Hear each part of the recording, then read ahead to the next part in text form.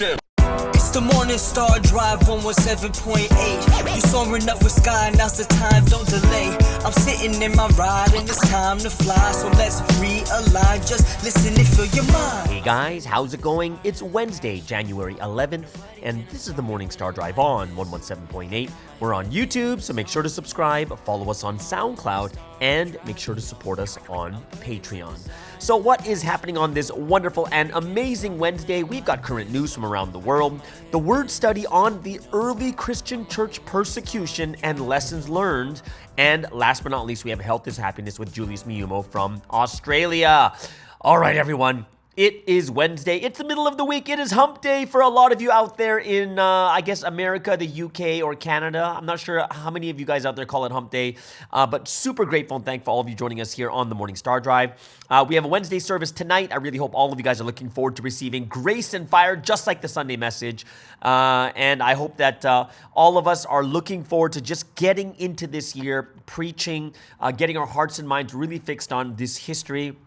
And like we've heard ever since like the last 3 months, we got to make sure that our faith is strong, that our faith is ready. Our faith is going to be doing the best that we can each and every day, all right? So I just want to remind everyone to keep liking and commenting. I want to hear from you guys, see how you are doing, and write your questions, request testimonies. Let's really build this community.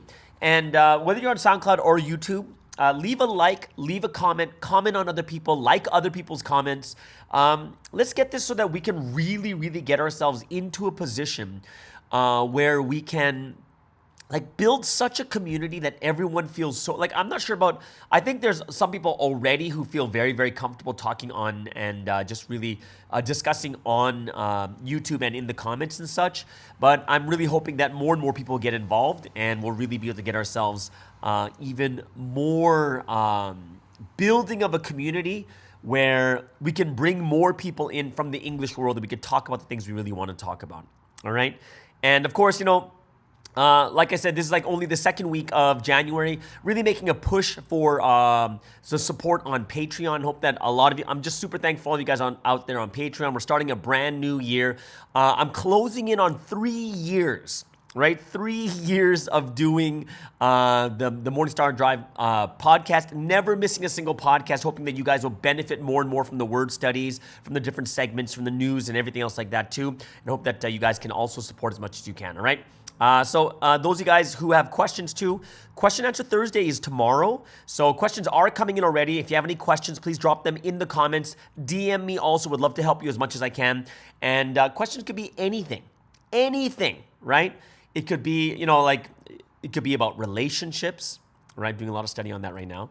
Relationships, it could be on the Word, it could be on the Bible, it could be on biblical history. There's a lot of things that are out there, and I hope that we can really get ourselves to know exactly what is happening and what is going on too, all right?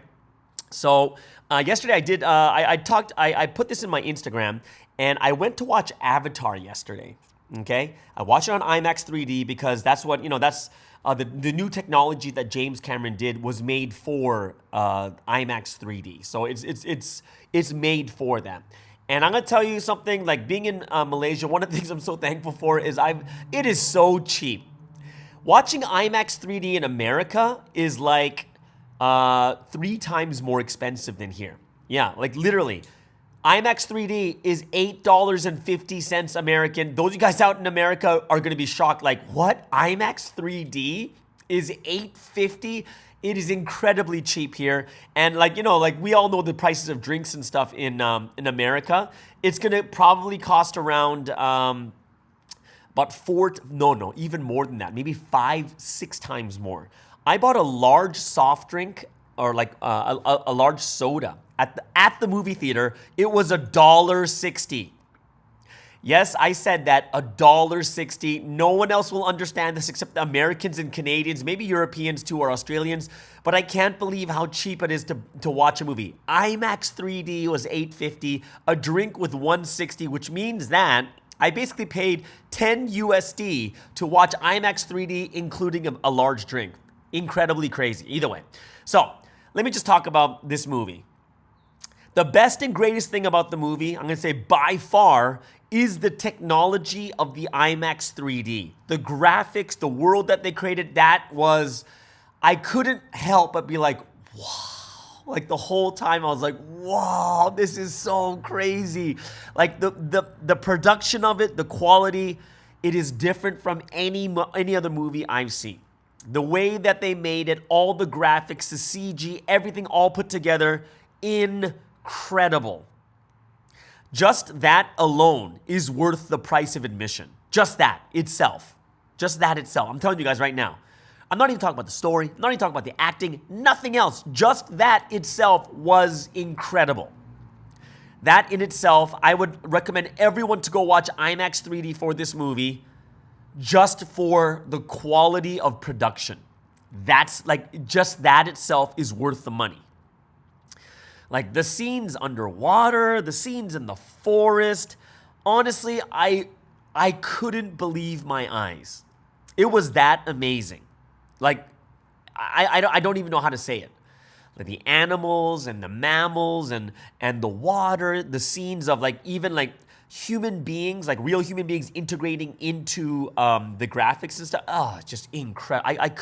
I was just mesmerized for the entire 3 hours and 12 minutes. That's how good the production quality was, right? The 3 hours, 12 minutes didn't even feel like it. It didn't even feel like 3 hours. I was just caught in another world. And I'm going to tell you this, guys. If you didn't watch it in IMAX 3D, then you're not watching the full quality of the production. That's how intense, incredible it is. And I'm never tired. The only problem I had, I'm going to have to say this, never fell asleep, never felt tired. The only problem I had was, it's 3 hours, 12 minutes. I had to go to the bathroom with about 30 minutes left. And that's the only thing I was kind of holding in, right? That's about it. It was, for me, I'm just like, it was so good. The quality of production was that good. So I'm going to tell you right now, I'm recommending it just for you to experience that.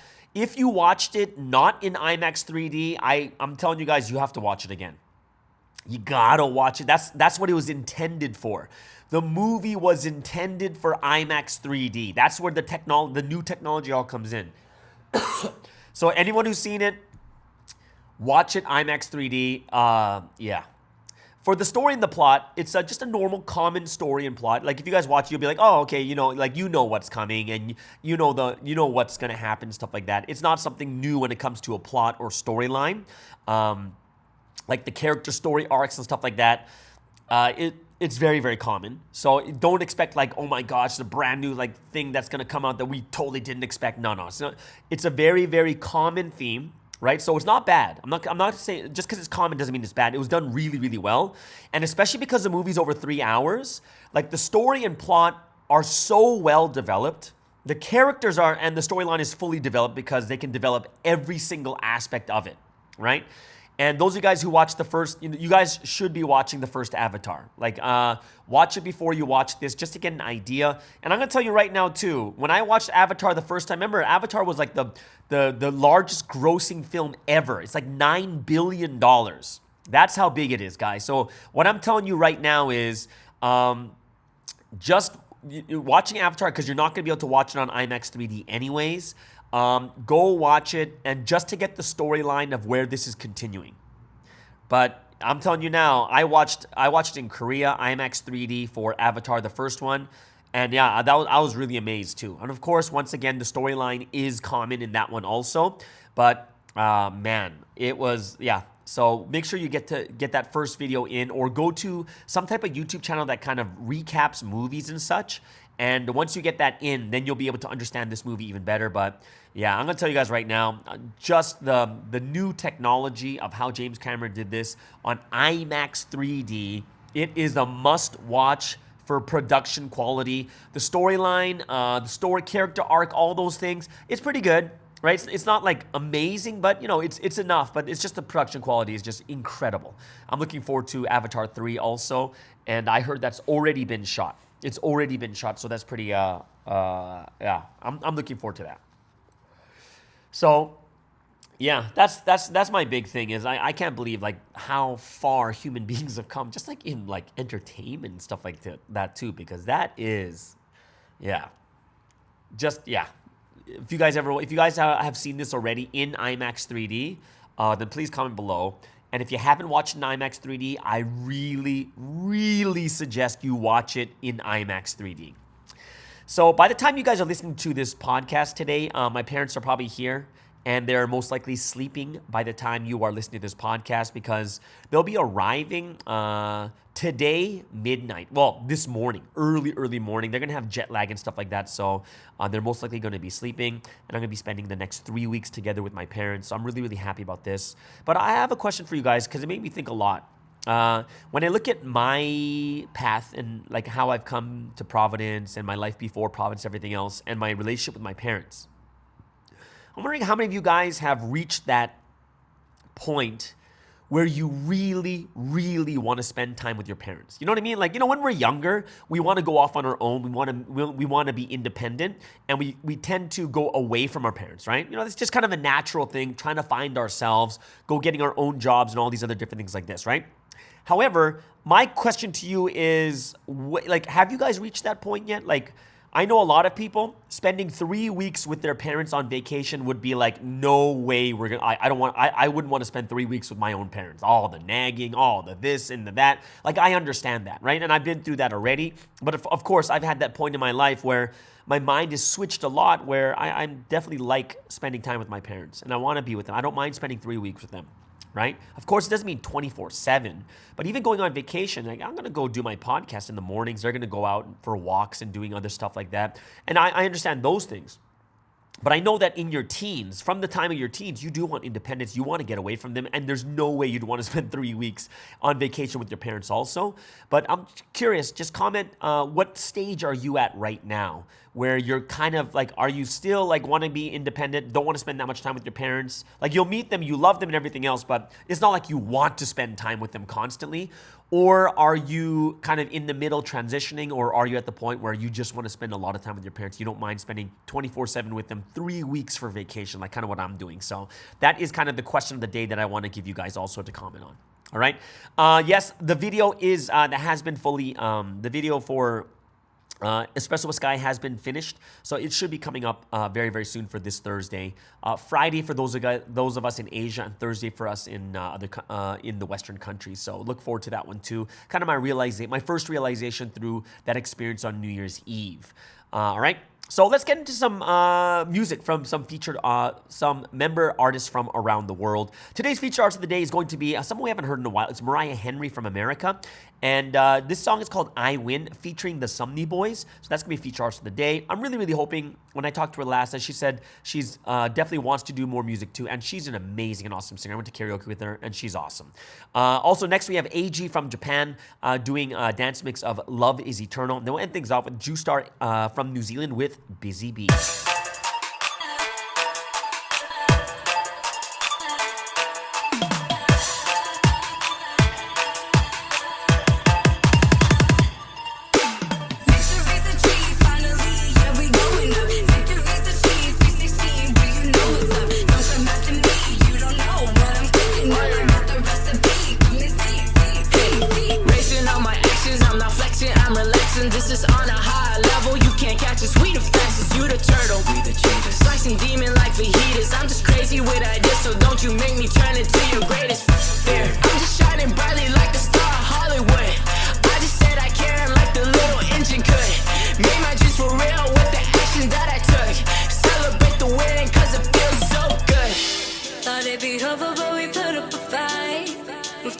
Because this history's right.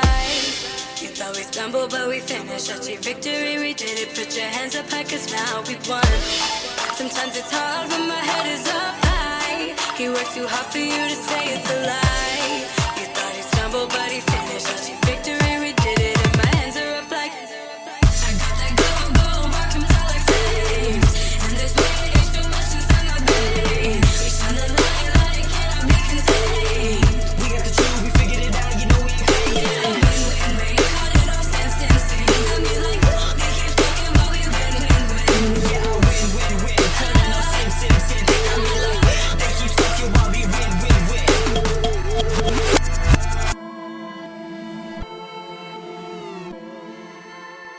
Determination in my eyes, got my eyes on the prize. They looking staring at the sky, they don't know about these times. But I'ma just keep on just killing it. They looking at us like we villains. They silly, I'm like really. Don't you know I'ma kill it, I'm not dropping low. Everything I do for him is not just for show. They come and they go, but I don't value my position staying for show. You wanna be great, you have to have the vision and the purpose for it. RP to the face, cause they're gonna all get exploited. Thought it'd be over, but we put up a fight. Move to the left because this history's right. You thought we stumbled, but we finished. Achieved victory, we did it. Put your hands up high, cause now we won. Sometimes it's hard when my head is up high. He worked too hard for you to say it's a lie. You thought he stumbled, but he finished. Achieved victory, we did it. And my hands are up like I got that go, work comes out like flames. And there's way too much inside my veins. We shine that light like cannot be contained. We got the truth, we figured it out, you know we ain't fake. Rain, cut it off, sing. Got me like, they keep fucking while we win. Yeah, I win. Cut it off, sing. Got me like, they keep sucking while we win.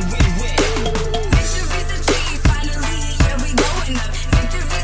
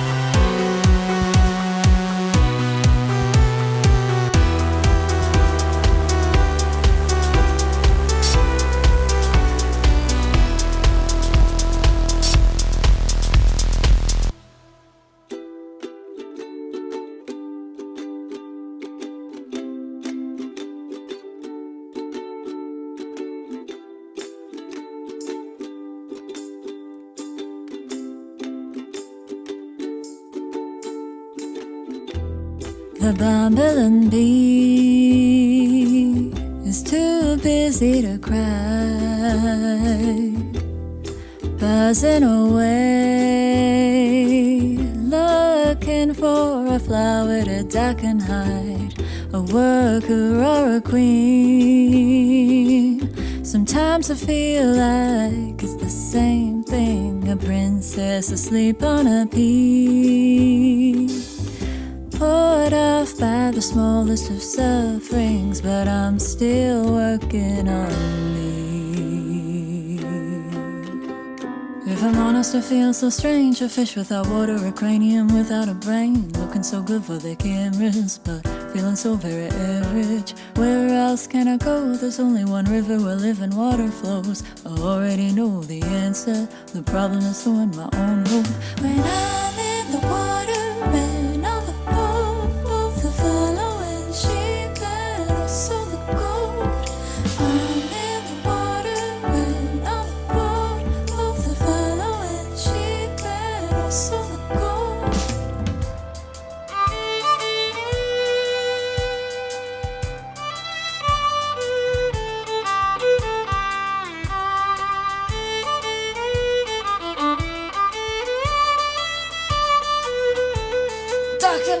If I'm honest, I like routine, like to go swimming and slip in cups of tea, like seeing blanks in my schedule and filling them with my own woes. Now I'm overthrown and all around me are the people who can't do wrong. I smile and try to let it go. The problem is giving myself hope.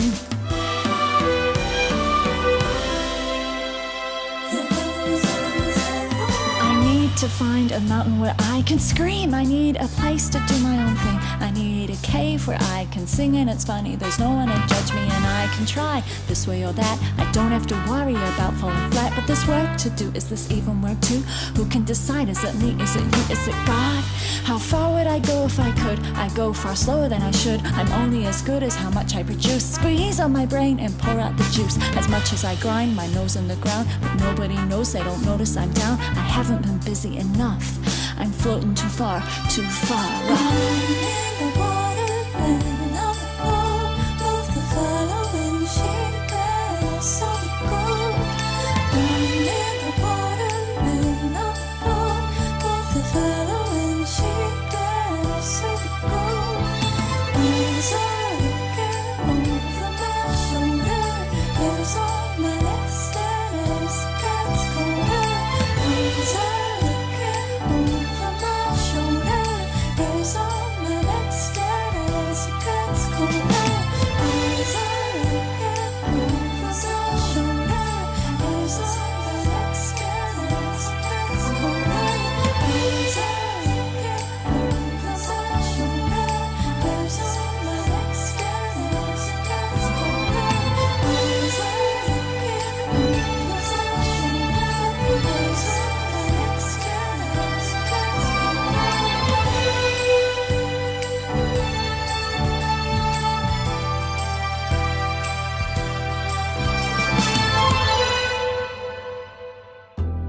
The bumbling bee is too busy to cry, buzzing away, looking for a flower to duck and hide, a worker or a queen. Sometimes I feel like it's the same thing, a princess asleep on a pea, poured off by the smallest of sufferings, but I'm still working on me.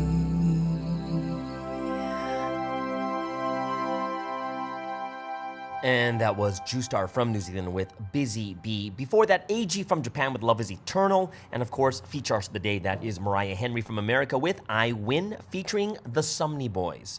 All right, so now that we had listened to some member artists from around the world, let's get into today's current news.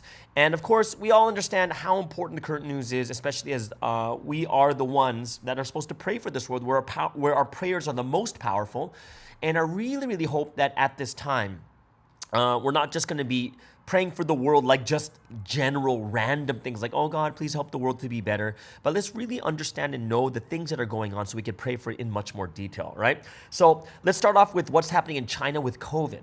Okay, so there's this one province in China, and they say more than 88 million people in Henan infected, officials say. Nearly 90% of people in Henan, China's third most populous province, have now been infected with COVID, local health officials say. Provincial official Kan Kwan-cheng revealed the figure amounting to about 88.5 million people at a press conference. China is battling an unprecedented surge in cases after abandoning zero COVID policies in December. The move followed rare protests against lockdowns, quarantines, and mass tests, and Mr. Khan did not specify a timeline for when all the infections happened, but as China's previous zero COVID policy kept cases to a minimum, it's likely the vast majority of Henan's infections occurred in the past few weeks. He said visits to fever clinics in Henan province peaked on December 19th, and after December 19th, continuous downward trend. The Henan province provincial figures are in stark contrast to COVID figures from the central government. And according to the official data, just 120,000 people in the country of 1.4 billion have been infected, and 30 died since the shift in COVID policy. And that's what the government is saying. 120,000 people in the country have gotten COVID out of 1.4 billion. But now there's this one doctor that comes out and says, oh, no, in this one province, 90% of the people have gotten COVID, right? So that's how you know the data is that far off. Meanwhile, on Sunday, authorities reported 3 COVID deaths in mainland China, one more than the day before. However, with the definition of COVID deaths narrowed and mass testing no longer compulsory, government data is no longer reflective of the true scale of the outbreak. Other local and provincial officials have also been providing very different data to that from the central government. On Christmas Eve, a senior health official in the port city of Qingdao reported that 500,000 people were being infected each day. Those case figures were swiftly removed from news reports. Meanwhile, Chinese health officials said they would not include Pfizer's antiviral COVID medicine Paxlovid in its basic medical insurance schemes as a result of the high price quoted by the U.S. firm. The drug, temporarily covered by China's broad healthcare insurance scheme until March 31st, has seen a sharp increase in demand since China's COVID cases surged last month. Pfizer would continue to collaborate with the Chinese government and all relevant stakeholders to secure an adequate supply of the medicine in China, the company said in a statement. On Sunday, Beijing also lifted mandatory quarantine for all international arrivals and opened its border with Hong Kong. And in the first wave of pre-holiday travel, official data showed that 34.7 million people traveled domestically on Saturday, and this represented an increase of more than a third compared to last year, according to state media. Infections are expected to soar as the country celebrates Lunar New Year later this month, with millions expected to travel from big cities to visit older relatives in the countryside. Overall, more than 2 billion individual journeys are expected to take place, officials have said. So that's kind of it's not surprising, but it is surprising that there's the third largest province in China. Almost 90% have gotten COVID. And that's like 88.5 million people, while the Chinese government has officially put out that only 120,000 have caught COVID, right? So you kind of understand how much information we're not getting and how much other governments should be protecting their countries from, like say people traveling out of China. Like that is so, think about it, 120,000 for the whole country, where we just learned that one province has 88.5 million people infected with COVID. So that is something that all governments should be looking at. In second news, let's go to Iran. As there are protests going on there, we talked about this before, but actually we haven't talked about this one. Crowd gathers outside prison in bid to stop executions. Dozens of people demonstrated outside a prison in Iran overnight amid reports authorities were preparing to execute another 2 anti-government protesters. Opposition activists posted videos showing people chanting slogans in front of Rajai Shah jail in the city of Karaj. The mother of Mohammed Gabadlu, one of the 2 men at risk of execution, appealed for clemency at the gathering. 2 protesters were hanged on Saturday, prompting international condemnation, and the UN Human Rights Office deplored the shocking executions of Mohammed Mahdi Karimi and Syed Mohammed Hosseini, which it said followed unfair trials based on forced confessions. A revolutionary court found the men guilty of corruption on earth over their alleged involvement in the killing of a member of the paramilitary Basij force in Karaj in November. Both denied the charge and said they were tortured. They were the third and fourth people to be executed in connection with the protests that erupted in September following the death in custody of a woman detained by morality police for allegedly wearing her hijab improperly. Authorities have portrayed them as riots and responded with lethal force. So far, at least 519 protesters and 68 security personnel have been killed in the unrest, and this is according to the human rights activist news agency. It also says that another 19,290 protesters have been arrested, and that 111 of them are believed to be under the impending threat of a death sentence, having been convicted of or charged with capital offenses. People gathered outside the prison on Sunday night after activists warned that Mohammed Gobadlu and Mohammed Boragni have been transferred to solitary confinement in preparation for execution.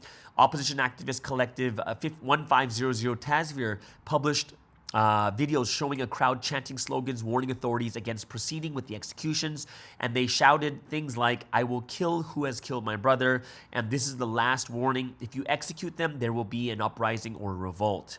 So in a separate development on Monday, the judiciary announced that a court in Isfahan had sentenced to death 3 people over an attack during protests in the city on November 16th, in which 3 security personnel were shot dead, and 2 other defendants were sentenced to prison over their alleged involvement in the attack, including professional footballer Amir Nasser Azadani. Now, he's only 26 years old, and he was jailed for 16 years after being found guilty of 3 charges, including assisting in enmity against God. So that is pretty incredible what is happening right now there in Iran right now, and people are very, very much against this capital punishment. People are being hanged in the streets, right? And that's something we really need to pray for. Last but not least, we'll get into the third news, which is what's happening in Brazil with, they stormed Congress, right?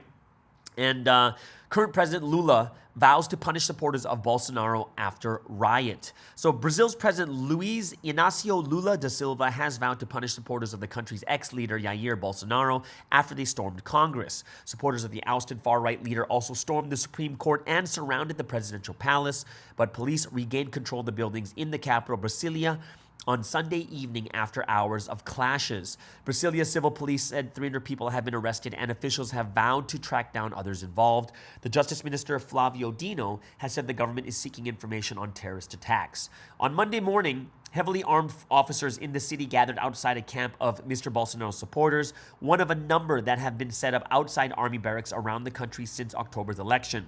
Meanwhile, Brasilia's governor, Ibanez Roca, has been removed from his post for 90 days by the Supreme Court. Now, Justice Alexander de Moraes accused him of failing to prevent the riot and of being painfully silent in the face of the attack. Mr. Roca has apologized for Sunday's events. Pro-democracy rallies are being called by leftist leaders and groups across Brazil. The dramatic scenes, which saw thousands of protesters clad in yellow Brazil football shirts and flags overrun police and ransack the heart of the Brazilian state, come just a week after Lula's inauguration. He toured the Supreme Court building on Sunday night to see the damage for himself, and the veteran left-wing leader has forced to declare emergency powers before dispatching the National Guard into the capital to restore order. He also ordered the closure of the center of the capital, including the main avenue where the government buildings are, for 24 hours, and they said there was about 40 buses which had been used to transport protesters to the capital. They had been seized, and he called the invasion an absurd attempt to impose the protesters' will by force. And speaking before he arrived in Brasilia, Lula said there was no precedent in the history of our country for the scenes in Brasilia, and called the violence the acts of vandals and fascists. And he took aim at security forces, whom he accused of incompetence, bad faith, or malice for failing to stop demonstrators accessing Congress. So, yeah, it's getting pretty wild in a lot of parts, but it's really, really interesting how the MO is exactly the same, right? Everywhere. Like, is this, like, how they're finding evidence that it's not really all the Trump supporters that are storming the Capitol. Like, there are people there, peacefully there, and then there's like a few bad apples and people that were going around trying to, commit violence and destroy and make destruction and stuff like that too. And a lot of people have already seen in some of the Congress hearings that there are some FBI agents that were sleeper agents that were involved in it too. So that's quite interesting also. It's really, I'm not sure exactly what's going on, but it's not something that we look at and say, oh my goodness, this is something we need to go and riot, or the best thing we can do is pray. That's all we have. right? Like I'm in Malaysia right now. I can't do really anything in America or even Canada, right? Or any other country. Even if it was something in Malaysia, I couldn't do anything either myself. The only power that we hold is the power of prayer. And I hope that we're going to see that it's going to be a lot of difficulties happening constantly.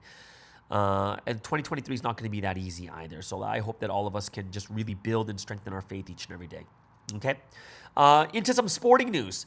In NFL, Damar Hamlin, finally, he has been transferred over to a Buffalo hospital. And that's only 1 week after his cardiac arrest. Buffalo Bills safety Damar Hamlin has been discharged from a Cincinnati hospital 1 week after suffering a cardiac arrest during an NFL game. He will continue his recovery at a hospital in Buffalo. The 24-year-old who had to be resuscitated on the field was released from University of Cincinnati Medical Center on Monday. He's doing well, and this is the beginning of the next stage of his recovery. And they said that within 3 days, he was already walking about, so that's great news also. Like, some of you might have seen the videos. He just collapsed during one of the games against the Cincinnati Bengals after making a tackle, right? And then for like 30 minutes receiving resuscitation, CPR. So it was pretty incredible scene to see, but so happy that he is like no longer in the ventilator. He's by him, he's up and about, and I hope that he recovers as much as he can. And, very, very big, amazing job by the Cincinnati medical staff, right? And his charity has already made over $8 million. So it's crazy how much people are supporting this. And it's such a good thing that, even such through a tragic event, a lot of people can become unified and work together on this. In other NFL news, coaches are being fired now. It's the end of the season. A lot of teams didn't do well. Cliff Kingsbury from Arizona has been fired, and also Lovie Smith of the Houston Texans have been fired. And in Tennessee, 4 coordinators have been fired too. So that is quite interesting to see. Well, it's not interesting. It's just quite normal happening especially when there's bad teams or teams don't live up to how good they're supposed to be. Playoffs will resume on Saturday next week. In soccer news, superstar Gareth Bale of Wales, only 33 years old, announces his retirement from professional football, right? So he made a surprise announcement on Monday in a statement posted on his social media channels, and it brings an end to a career that saw Bale excel from Southampton to Tottenham, Real Madrid, and LAFC, and he's basically established himself as one of the greatest players in Welsh football history. When he was at Real Madrid, he won 3 La Liga titles, 1 Copa del Rey, and 5 Champions Leagues. He made 14 appearances when he was at LAFC, and they won their first major trophy, and LAFC wins the Major League Soccer. So a big congratulations to him on his retirement at 33 years old. And yeah, guys, he has made hundreds of millions of dollars. So he's not someone who's like, he needs to make more money. But, 33 is still young. He can do a lot of other things with his family too. So big congratulations to him on his career. Last but not least, college football finals. I just saw some of it until only 5 minutes left in the third quarter. And I'm gonna be honest with you guys. It's not even close. It's Georgia versus TCU in the finals right now, and it's fourth quarter right now. So I'm gonna give you the news up to date. Georgia's crushing them. The score is 65-7 right now, and there's only 6 minutes left in the entire game. So pretty much, it is Georgia winning back-to-back national titles. They've been the best team for the last 2 years. Big congratulations to Kirby Smart, the head coach over there. But yeah, they're 65-7. It's not even close. They are so far ahead of everyone else. I really wish it was Georgia versus Michigan. That would have been a better game. But congratulations, they're going to be winning their second national title in 2 years. All right, so there it is, guys. That is the top 3 news in sports and around the world. Hope you guys really enjoyed. That helps you guys to pray a lot better when it comes to praying for the world, which means that brings us into none other than the golden time.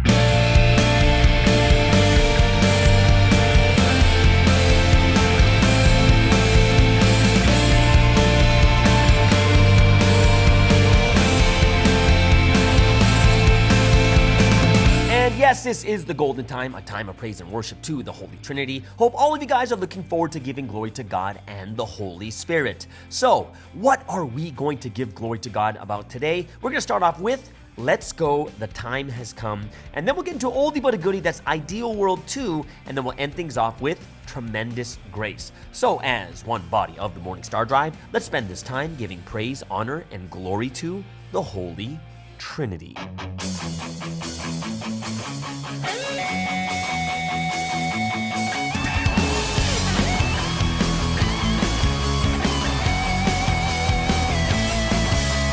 Come on, time to go now. Heaven's time has arrived now. Heaven is waiting and all those clouds of people too. They waited for this time. Do the right work at the right time. There is a brother God has given me. At that instant, don't miss the chance. Don't let time just pass you by. I always keep this proverb within my brain. It's engraved deep down in my bones. In all I do, everywhere that I may go, I take action. With the thoughts that come at each time, faster than light, I get it done. I always gain what I should gain.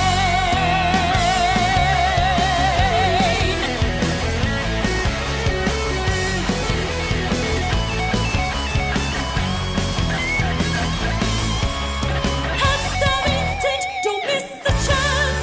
Don't let time just pass you by. I always keep this proverb within my brain. It's engraved deep down in my bones. In all I do, everywhere that I may go, I take action. With the thoughts that come at each time, faster than light, I get it done. I always gain what I should gain.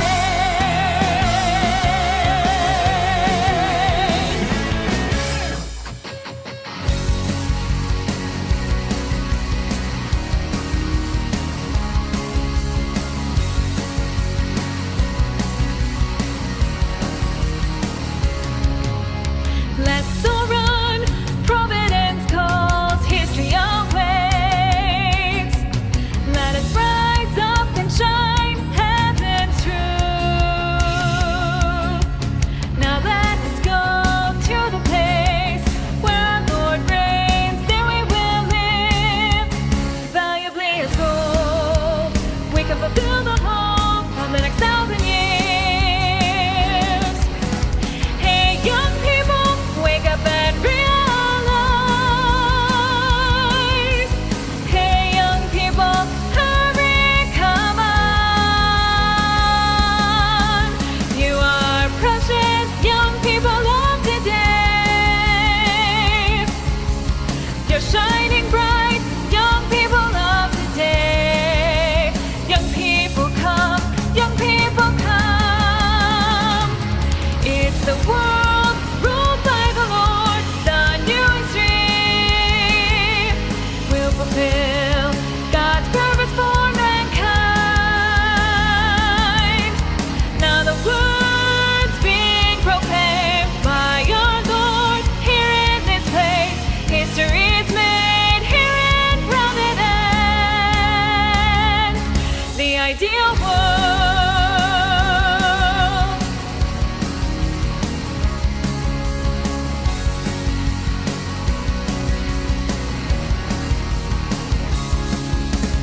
Let's all run. Providence calls, history awaits.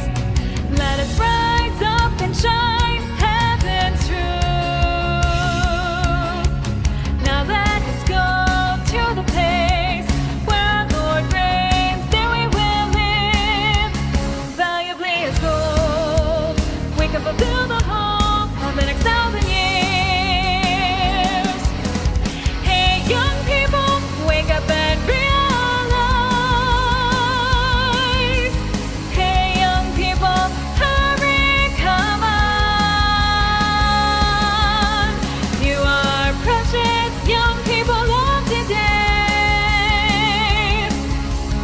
you're shining bright. Young people of today. Young people come, young people come. It's the world ruled by the Lord. The new history will fulfill God's purpose for mankind. Now the words being proclaimed by your Lord here in this place. History is made here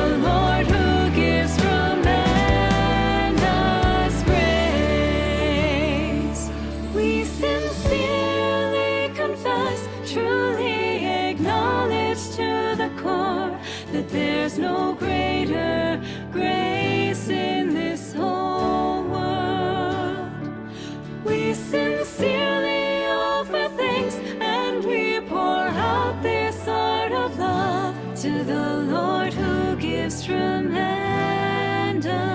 grace to the Lord who gives tremendous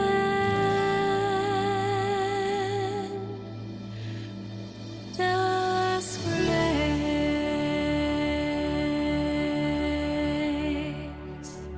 And that was Tremendous Grace. Before that, Ideal World 2. And of course, that first song was Let's Go, The Time Has Come.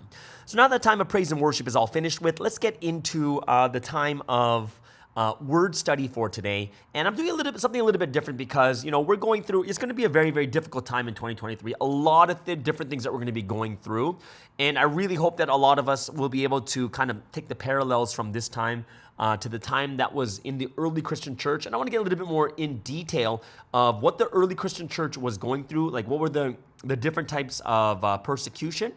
And also on top of that, what are the lessons learned from that time, how they grew even despite all the difficulties and persecution they're going through, right?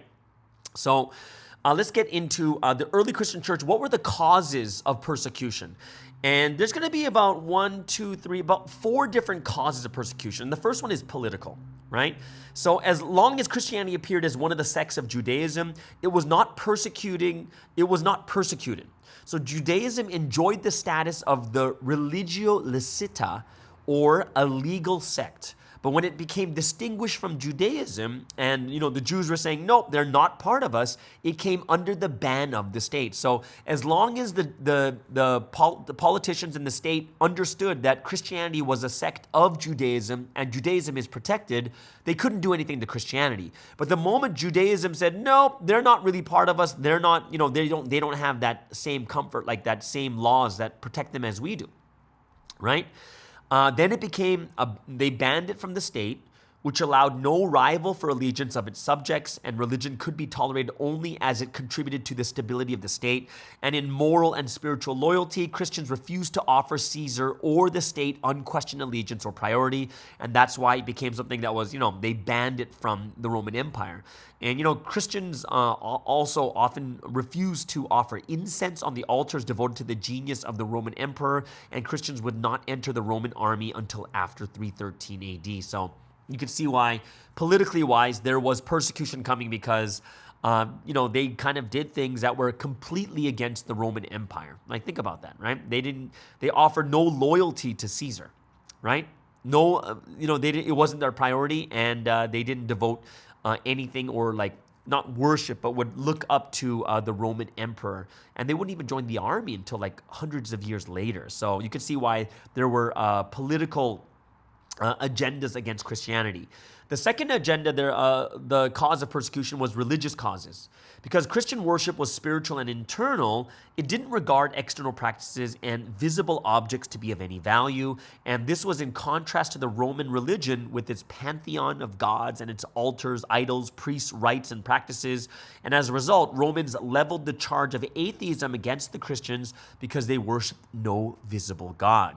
And also, Romans looked upon Christian worship with contempt, regarding them to be guilty of incest, cannibalism, and unnatural practices, which was a result of misperceptions concerning the kiss of peace, the Lord's Supper, etc., right? So such misunderstanding of Christian practice did much to encourage contempt of the new faith. The third type of cause of persecution was social causes. So generally, Christianity appealed to the lower classes of society, right? So as a result, the pagan aristocratic social structure loathed the poor classes who refused to join in gatherings at the temples, theaters, and places of recreation. So you see, social means social classes, right? Most of the people joining Christianity were at the poorer end. And last but not least, there were economic causes of persecution because Christianity threatened the livelihood of pagan priests, idol makers, soothsayers, painters, architects, and sculptors. And as a result, Christians were regarded as contributing to the decline of the empire. Basically, if the more and more they evangelized, the more these idol makers wouldn't have work to do, the more that these priests wouldn't get people giving in their offerings and stuff like that also. So those were the 4 major causes of persecution. In the early Christian church, there were also about 7, 8, maybe 10, maybe even more, right? There's probably 10 different periods of persecution. before 35 AD, obviously the time of Jesus, there was the first persecution by the Jews themselves, right? That's before 35 AD, okay? And then the second stage came in the year 64, and that was Emperor Nero. And the persecution that occurred under Nero took place in the vicinity of Rome, and Christians were made scapegoats for Nero's burning of Rome. And this was the first organized persecution of the Roman state, and it appears that the persecution of Christians was confined to Rome for about 4 years, until 68 AD, right? And Apostle Peter and Paul were among Nero's victims, right? They died when he was leading at that time.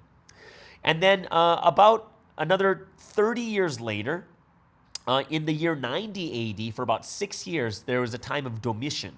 So the persecution under Emperor Domitian centered in Rome and Asia Minor, and Christians were persecuted for having refused to offer incense to the genius of emperor, right? So Christians suffered along with rebellious Jews who refused to pay a poll tax levied for the support of Capitolinus, Jupiter. And who's that? Well, he's like, under the reign of Emperor Domitian, Christians are persecuted because of their association with the Jews. And during this persecution, the Apostle John was exiled to the Isle of Patmos, right? And we all know what happened during that time. And that they said that's roughly around 95 AD. And the reign of Domitian, this time of persecution, was 90 to 96. And then just 2 years later, there was Trajan, right? And this was for like almost 20 years of persecution. Emperor Trajan's persecution was sporadically enforced, and Christians were associated with all other groups whose allegiance were suspect. And when found, Christians were executed but were not actively hunted, right? So during this persecution, Ignatius lost his life. And then right after the time of Trajan, continuing on from 117 to 138, there was a guy named Hadrian. And Hadrian also sporadically persecuted the church. Trajan's policies were continued, and those who falsely accused Christians were punished, right? So that's going on for like another 15, 16 years, or about 20 years, 21 years. And then after that, there was probably around 15, 16 years of peace, maybe about 20 years of peace, a little less than 20 years of peace. And in 155 AD, there was someone named Antoninus Pius. So at Smyrna in Asia Minor, Bishop Polycarp was martyred as an enraged populace led by Jews brought Christians before authorities. That was only for that one time. And then 6 years later, there's Marcus Aurelius from 161 to 180, so about 20 years. Emperor Marcus Aurelius opposed Christianity on philosophical grounds, right? Aurelius was a Stoic who had been biased against Christianity by his tutor, Fronto. And Christians were blamed for natural disasters. Justin Martyr suffered martyrdom at Rome under the reign of Aurelius. And those of you guys don't know, Marcus Aurelius is super famous. He wrote some of his diaries, just amazing. He's one of those people that learned Stoicism, but he's got some very, very great proverbs also. You can see how much it makes a difference when it comes to who teaches you. And the only reason he was against Christianity was because of his tutor, right? About 22 years later, there was Septimus Severus. And at that time, he basically made conversion to Christianity forbidden under penalty of death. And that was for about 10 years. And then another 25 years later, there was Maximinus, right? Maximinus. And under Maximinus, Christian clergy were ordered executed. And Christians were persecuted because many had supported the emperor's predecessor, whom he had assassinated. That went for about 1 year, and then there was another 15 years of peace, and then it was like 15, 16 years of peace, and then there was Decius from 249 to 251 AD. And as Rome approached its first millennium of existence, fear for her well-being surfaced, and because of natural calamities and internal and external attacks against the empire, Emperor Decius decided to go on the defensive to protect her interests, and Decius ordered that all citizens at Roman altars should make at least once a year an offering to the gods and the genius of the emperor, and this became the cause for the first empire-wide persecution of Christians. Origen died during this persecution after suffering torture, and many Christians lapsed in their faith because of the severity of the persecution, and the issue of whether a lapsed Christian could be reconciled to the church became a matter of great controversy, and this controversy was known as Donatism. Now, after Decius, about 6 years later, there was someone named Valerian, right? And for about 3 years under Valerian, Christian property were confiscated and believers were not permitted the right of assembly. Cyprian, bishop of Carthage in North Africa, was martyred under the rule of Valerian in 258. Now, after that, there was Diocletian, and this happens about 40 years later. So there seemed to be a little bit of peace during that time, but Diocletian and Galerius. So in an attempt to halt the continued decline of Rome, Emperor Diocletian ended the diarchy, or the sharing of power between the emperor and the senate of the Roman government that had been established by Caesar Augustus in 27 BC in favor of a strong monarchy, and the persecution that followed was the worst persecution of all. Churches were destroyed, scriptures burned, all civil rights of Christians were suspended, and sacrifice to the gods were required of all citizens, and the extent of the persecution diminished when Diocletian abdicated his throne and retired in 305. And finally, Galerius issued an edict from his deathbed in 311 that granted toleration to Christians, and it's believed that Saint Nicholas suffered imprisonment during his persecution. So that all ends in 311 AD. And then, of course, after 313, there's freedom of worship under Constantine. So, Constantine comes at 313. So though Galerius had issued an edict of toleration toward the Christians, persecution didn't stop until Licinius and Emperor Constantine issued the Edict of Milan. It's very, very famous in 313 AD. And this edict provided freedom of worship for not only Christians, but for all religions. And from this point on, Christians enjoyed the freedom of worship and the opportunity to evangelize unbelievers. And in 380 and 381, it was Emperor Theodosius I issued edicts making Christianity the exclusive religion of the Roman Empire. And ironically, the period in which Christianity ascends to the official religion of the state is the era in which the age-old struggle between the church and state begins. So that's 380, 381 is when Christianity becomes a state religion. And then you have to go all the way to 393 when all other pagan religions were banned in the Roman Empire. So that was kind of like the final stamp of that 400 years of persecution, right? So when you look at what happened, especially during the time of the persecution over the first 3 centuries, very interesting, because in the first century, right, following the resurrection of Jesus, the believers in Jerusalem were estimated to be at least 500. Okay, so Christianity was confined largely to the urban centers of the eastern section of the empire, and then, what we're saying is the results of persecution was actually expansion. By the 2nd century, growth was rapid among the Greek-speaking Gentile population, and the church in Alexandria became the primary church of Egypt. And tragically, with the rise of Islam, the important center of Christianity is subject to the crusades of Islam against Christians. Okay?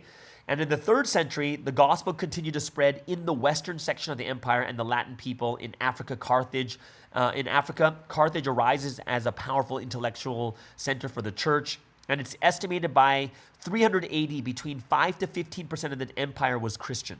Think about that, guys.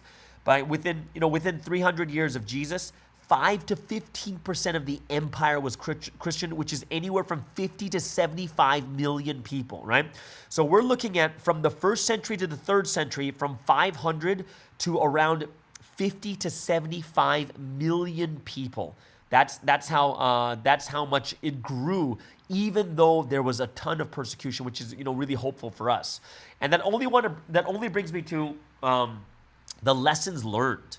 Okay, what are the lessons learned we have from this? And it's very, very interesting here. The lessons learned is 3 things that they did to grow even during persecution. Number 1 was apologetics, right? The explanation. So a lot of the early apologetics was not defense of the Christian doctrine, but it was a simple explanation of what the doctrine was. So like Justin Martyr, he's the one that wrote the first apology, and he gave an account of Christian worship. Like, he just explained what it was, right? He talked about baptism. He didn't try only to establish a link to the larger culture or prove Christianity true. He also tried to tell people what Christianity actually did in worship and what they believed. And why is that a big lesson for us to learn today, right? Because, if you think about it, like with Providence, the most significant task we have is just to tell people how we actually worship. People are all thinking on their own way, what they feel, what they think, right? And what we need to do is familiarize people with the stories in the Bible, talk about the things that make, Providence distinctive, right? People are just, a lot of people, just like the time of Christianity, just unaware of the basics of Christianity. They're unaware of the basics of Providence, and they're rejecting something they don't know much about, right? So what we have to understand is, sometimes the apologetics is just, this is what we do, right? And that's what they did at that time to start Christianity. This is something that you couldn't do in Christianity today, right? It's something more compared to a brand new religion coming out like Providence, right? That's what we can learn from. The second thing they did really well was building strong communities. So the early church didn't try to transform its culture by getting into arguments about whether the government should do this or that. Because they're a small minority. And it knew it would lose that battle. And there were too many other forces at work. So instead, early Christians focused on building its own sense of community, and it let these communities be the leaven that would gradually transform the culture, right? So when you look at the early church, they basically built their own way of life. And the church was not something that spoke to its culture. It was itself a culture and created a new Christian culture, right? And there were appointed times when the community came together. There was a distinctive calendar, and each year the community rehearsed key Christian beliefs at certain times, and there was church-wide charity to the surrounding community. So there was clarity and church discipline regarding moral issues, and all these things made up a wholesome community, right? And that's something that we have to realize, right? We need that community, and it's going to be something where we build something, a community together, where we do things our way, right? But it's a community that's going to be strong and put together. The third thing that they said, what we can learn from the early Christian church, why they grew during the time of persecution, right? Basically, their strategy. So think about this. When attending a Christian church, pagans entered a different world than what they were used to, right? It was difficult to join the early church because, of course, there's the social and cultural hurdles that to go through, but the process for becoming a member took 2 years. It wasn't a simple, easy thing. And when you think about it, one of the strategies that we could think about too is a person who comes into Providence for the first time should feel out of place. They should. They should feel this community that engages in practices that are so important, they take time to learn it, right? So the best thing we can do for people who truly want to come to this history, the people who are really seeking, is to create an environment where newcomers feel they are missing something vital, that one has to be inoculated into it. They have to come into this. And that, it's a discipline. It's a way of living, right? And that's, think about it. It took 2 years for someone to fully come into Christianity in the early Christian church, 2 years, right? And we're trying to figure out the fastest way to do it. But it says, when you look at these people who are really seeking the church, seeking God, right? Yeah, they should feel it's different in the church. They should feel a little out of place. But they should also feel the community that's engaging in these practices that are so important that they want to take time to learn it too, right? And that's the environment that we have to create, where newcomers feel they are missing something vital, that one has to get into it and learn about it and realize this is a discipline of life, of how to live, okay? So that is kind of the 3 lessons they said. I'm reading an article, Living in Hard Times, the lessons from the early Christian church that we can take, and it would apply way more to us than Christianity today, okay? So there it is, guys. That is the word study for today. I hope you guys really enjoyed that. It's very, very interesting too, and I hope it's something that you guys can think about also for your churches too, okay? So there it is. That is the end of the word study, which leads us into the time of giving glory to God. It is day 11. I got an awesome song that was just made by Youngse in South Africa. And this song is called You Always Come Through. And she made this song just for GGG. I really, really enjoyed it. Everyone, this is Giving Glory to God, day 11 on the Morning Star Drive. This is You Always Come Through with Youngse from South Africa.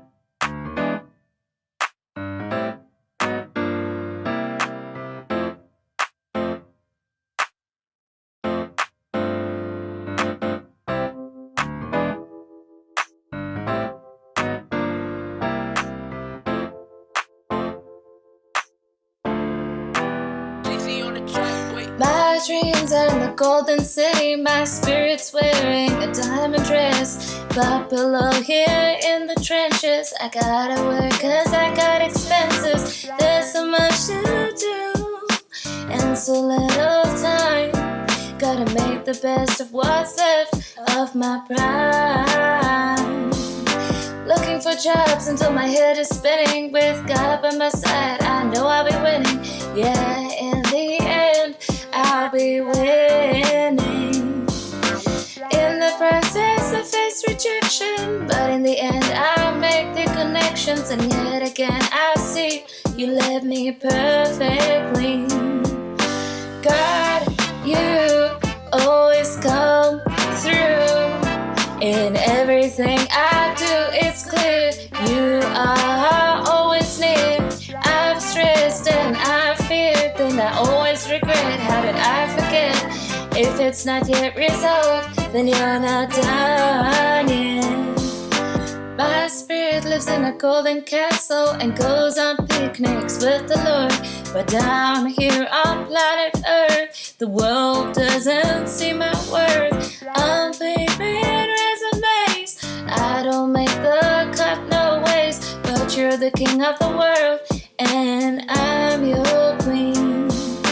All the jobs in the world, you own it. Nothing's impossible, yeah, you've shown it. 'Cause holding on to you, you made my dreams come true. In the process, I face rejection, but in the end, I make the connections. And yet again, I see you led me perfectly.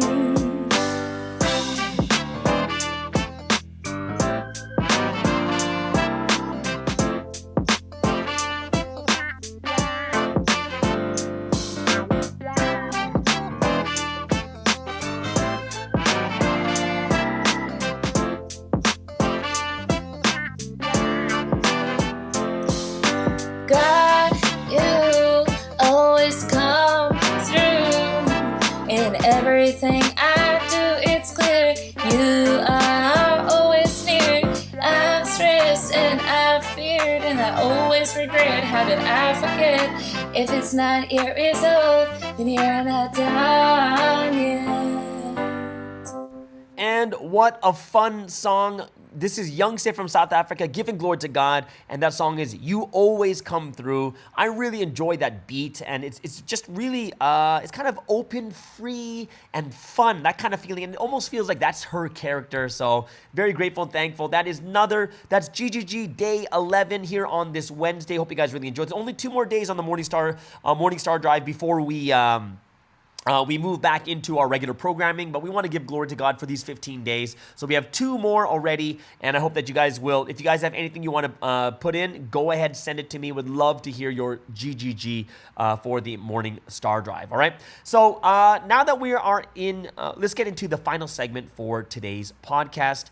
And today's final segment, of course, every single Wednesday, we all look forward to this. This is Health is Happiness with Julius Miumo from Australia.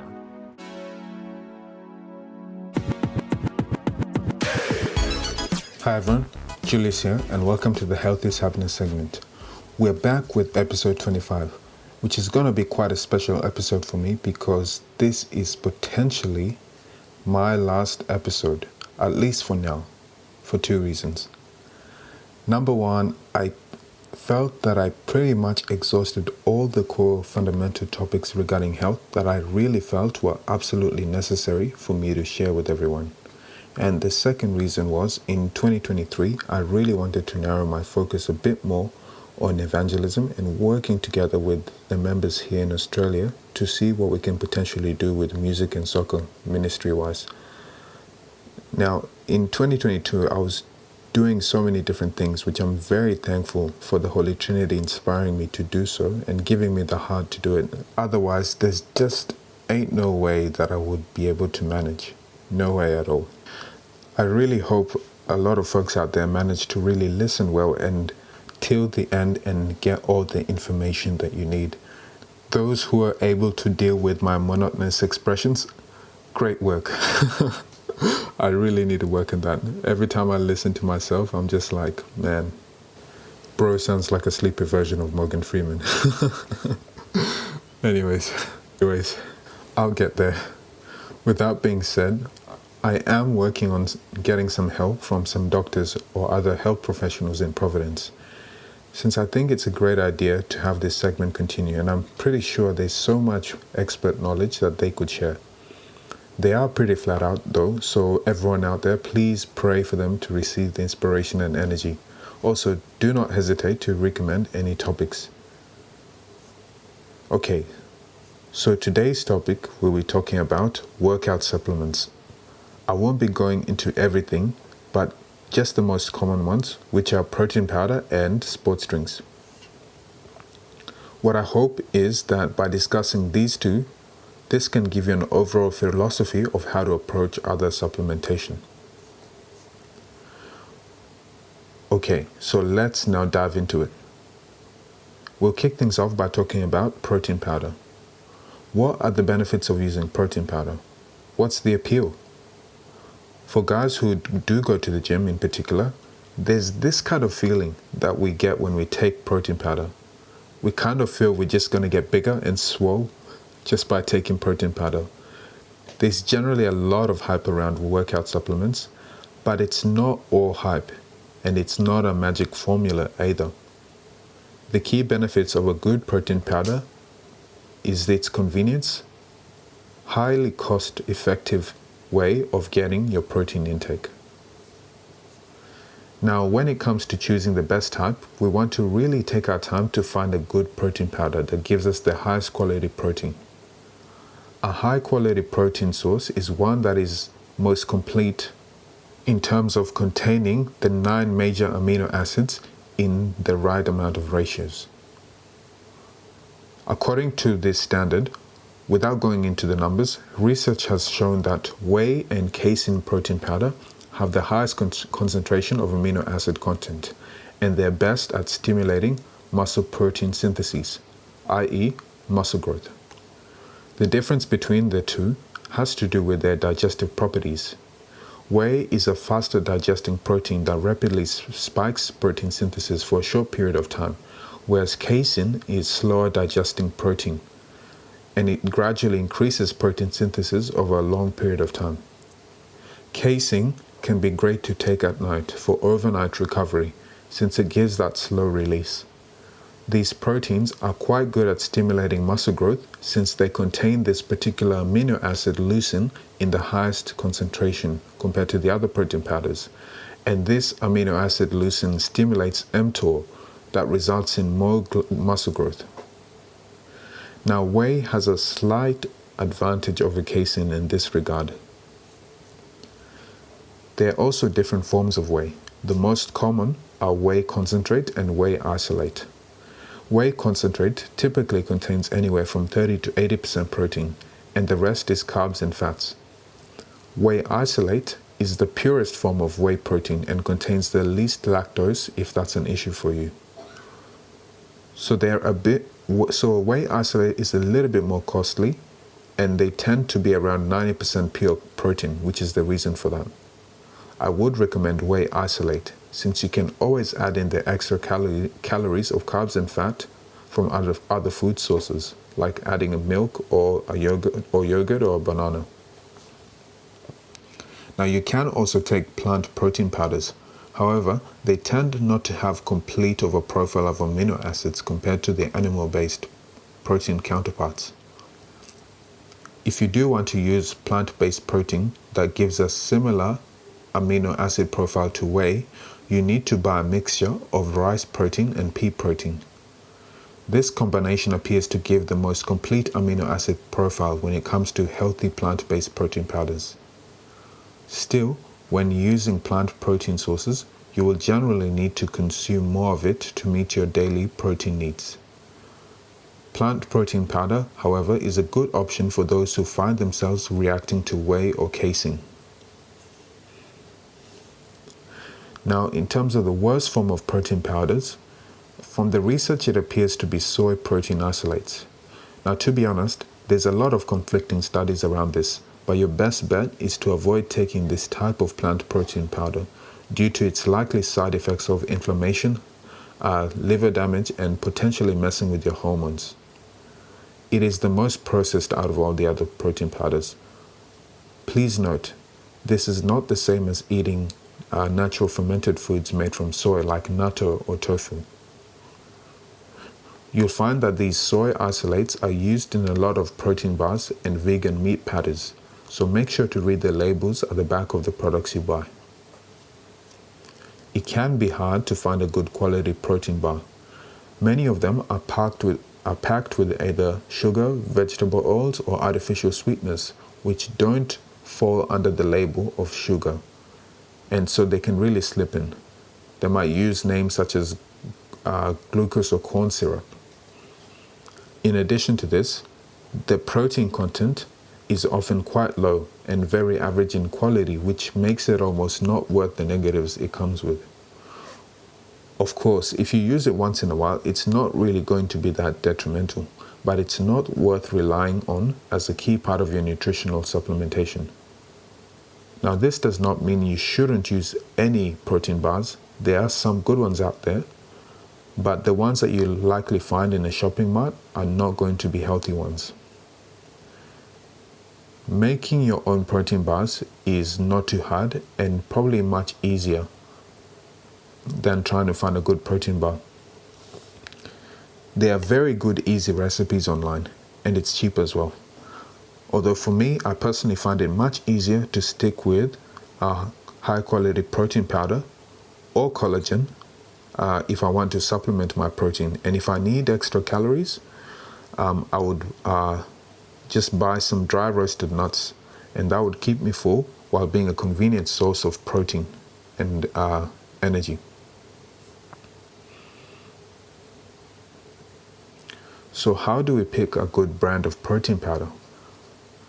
As I mentioned before, there are around 9 essential amino acids that are required for muscle composition, and certain types of proteins are higher in some areas than others.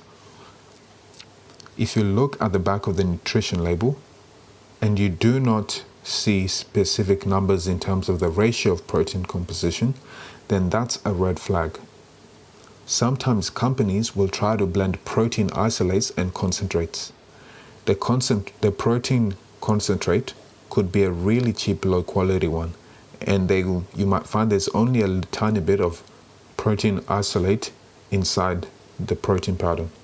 Second thing to look out for is how much protein per serving is contained in the powder. For example, if you're getting 20 grams of protein in 35 gram scoop, then you can see that this is a lower quality protein compared to one that you might have 25 grams of protein in a 35 gram scoop. Try as much as possible to avoid products that have a lot of fillers in them.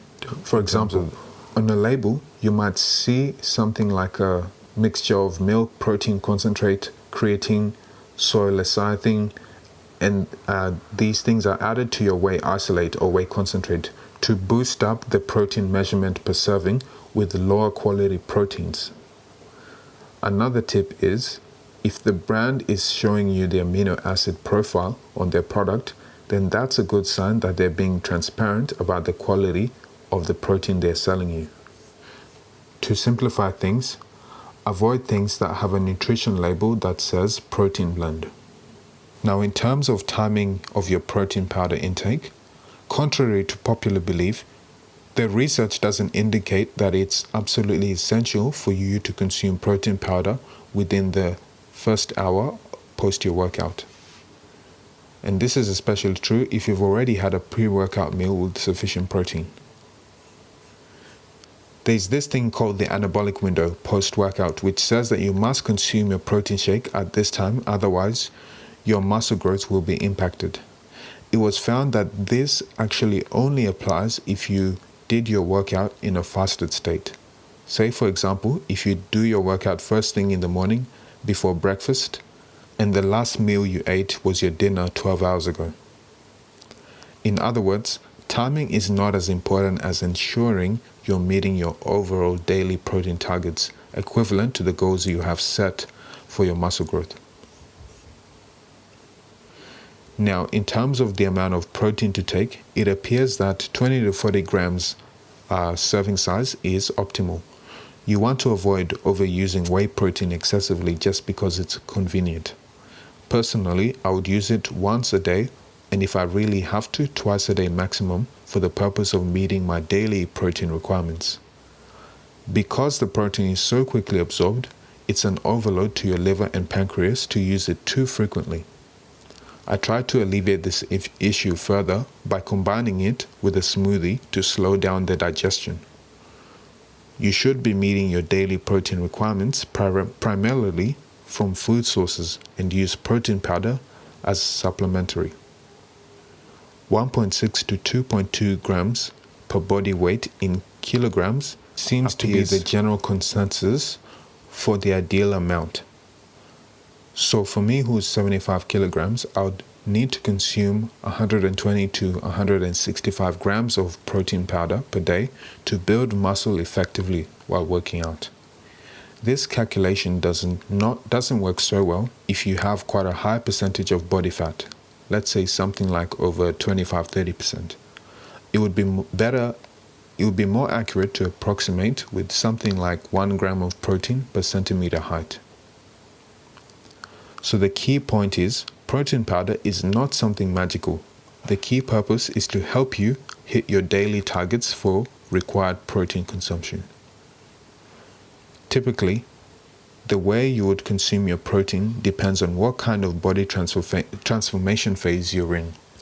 Suppose you're bulking or cutting or recomping, it would be different. If you're too skinny and trying to put on more size and muscle, you might take your protein powder with milk for those extra calories. But if you're trying to lose weight and maintain your muscle, you might take it with almond milk or water to cut down on your calories. The amount of carbs and fat you consume is important because your body is going to choose to burn that first for energy before it uses up the protein. This means if you have a high metabolism and you're under-consuming calories from carbs and fat, then a portion of the protein you consume will be used by your body for energy instead of muscle building. For this reason, some people really struggle to put on muscle even though they are working out a lot. For this reason also, bodybuilders have to eat a lot more to maintain their large muscle mass. Meanwhile, in order to lose weight while building muscle, then you want to be in a calorie deficit, but ensure you're getting sufficiently more protein. Ideally, when taking the protein, you want to take it with your carbs so that your protein is spared for muscle building if you're already on a calorie deficit. The calories you will be cutting will be from your carbs and fats, but you want to make sure to do this very gradually if you really want good long-term results. Your body is quite smart and it will resist if you overcut the amount of calories you're eating.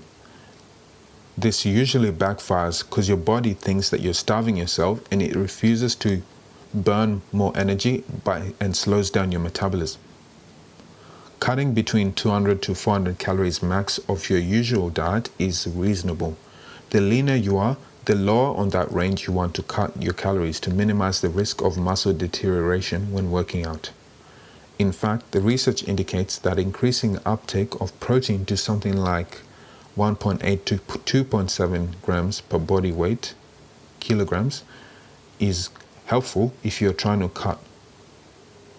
This will help in avoiding loss of muscle mass. So what's the key takeaway of all this? Measuring your macronutrients is especially important, particularly your protein intake. And this is a must to ensure you're not undercutting the work you're already putting in the gym.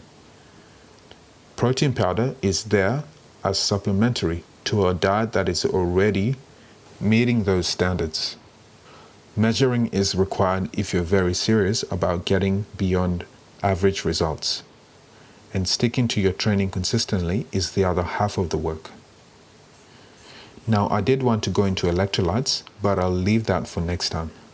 I don't want this episode to be too long, so I'll split this final episode into two. So there you have it, guys. I really hope that you found that helpful when you're looking to add some good protein powder to your workout supplement. Thanks for tuning in to this episode of Health is Happiness, and see you next time where we wrap up by talking about sports drinks. And thank you so much, Julius, for another wonderful episode. And it's really sad to hear that this might be one of your last ones. I know that there's one more episode he has next week, and then he's also going to be getting some special guests to come in, real doctors, talking about health issues that they can help us out with too. So I'm super excited about that also. But he's done such an amazing and awesome job. So next week will be his final episode for now. But he will be getting other people to help out to do Health is Happiness. And he's going to get other people to just really be able to give in their like professional points of views. They're going to be doctors, probably from Australia, maybe from other countries too, that will chime in on this segment, all right? So there it is, guys. That is the final episode for today's Wednesday podcast. Hope you guys really enjoyed that. And everyone, have an amazing and awesome Wednesday service tonight. And we'll see you guys again tomorrow on the Morning Star Drive on 117.8. It's the Morning Star Drive 117.8. You soaring up with sky, now's the time, don't delay. I'm sitting in my ride and it's time to fly. So let's realign, just listen and fill your mind. I'm burning with desire and the passion. Nobody can stop me when I'm like this. I got my head in the zone.